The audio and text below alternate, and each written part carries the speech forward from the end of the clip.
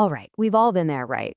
That sinking feeling in your stomach when you realize you've messed up.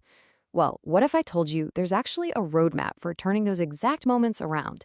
Today, we're going to talk about how to make things right and, in the process, actually build even stronger relationships. So let's dive in. Okay, so just picture this for a second. You promise your friend, I'll bring your favorite video game back tomorrow, for sure.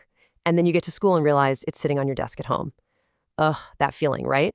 That's exactly what we're talking about. It's how a really simple mistake can suddenly feel super complicated and create all this awkwardness. You know, those moments are actually the perfect chance to use what I like to call a superpower: personal responsibility. All it really means is owning your choices and your actions, the good stuff, and yep, the not so good stuff too. This is seriously the foundation of trust and respect with your friends, your family, and especially when you're working on something like a group project. So, the big question is, how do we actually do this when we mess up? Well, lucky for us, there's a roadmap. We're about to walk through 4 super simple but really powerful steps that'll guide you literally every time you need to make something right. And here it is, the responsibility roadmap. Super simple. Number 1, stop and think. Number 2, see the impact. Number 3, a sincere apology. And finally, number 4, make it right. Let's break each one of these down. Okay, so our journey starts with step 1, stop and think. You know, it's so easy to get defensive, right? Our first instinct is to say something like, it wasn't even a big deal. But all that does is push the problem away.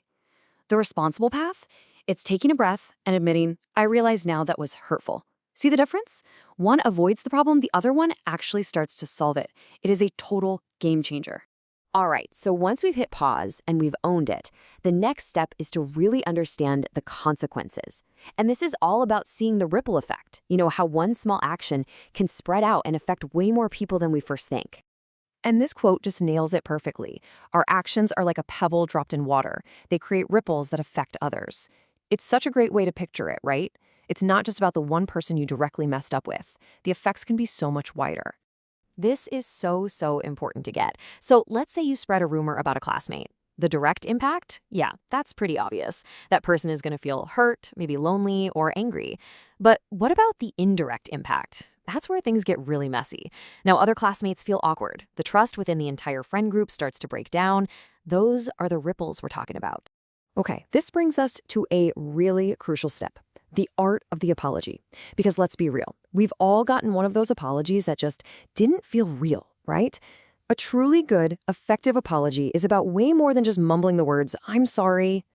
So, what's the difference between a weak apology and a sincere one? Well, a weak apology, you'll almost always hear the word but. You know, I'm sorry, but. It tries to shift the blame, like, I'm sorry you feel that way, and it's super vague. But a sincere apology, that takes full responsibility. No excuses. It's specific, and it shows you actually get how your actions affected the other person. Look, a good apology is powerful, for sure, but words aren't always the end of the story. And that brings us to our final and honestly, maybe the most important step: how to make it right. This is where we stop talking and start doing. Okay, let's look at a case study to see how this all works in the real world. So meet Maya. She promised her group she'd email her research for their big project by Sunday night, but she totally forgot. Now it's Monday morning, and her teammates are stressed out because they can't move forward with their part of the work. Sounds familiar, right? A classic school project situation. So what's Maya's move here? She's got a few options. Option A, she could just avoid her teammates and hope the teacher forgets about the whole thing. Option B, she could give them a quick, sorry, I was busy, and just leave it at that. Or option C, she could go to them, sincerely apologize, explain that she'll get it done during lunch, and this is the most important part, ask how she can help them get caught up. Just think about it for a second. Which one of those paths actually fixes the problem and starts to rebuild the trust with her group? Which one is the responsible choice that really shows she respects her teammates? Yeah, the answer is obviously C. And here's why. Taking responsibility isn't about being perfect. Newsflash, nobody's perfect. It's about being accountable. It's about showing the people you share a classroom with that you respect them and that you're reliable. I absolutely love this final idea: building a bridge. Think about it. When we make a mistake, it's like this gap opens up between you and another person. Taking responsibility by following these 4 steps is literally how you build a bridge back to them. You repair the connection, and honestly, a lot of the time, you can make that friendship even stronger than it was before. So, as we wrap things up, I want to leave you with this one question to think about. When you look at your own life right now, your friendships, your teams, what bridge do you need to build?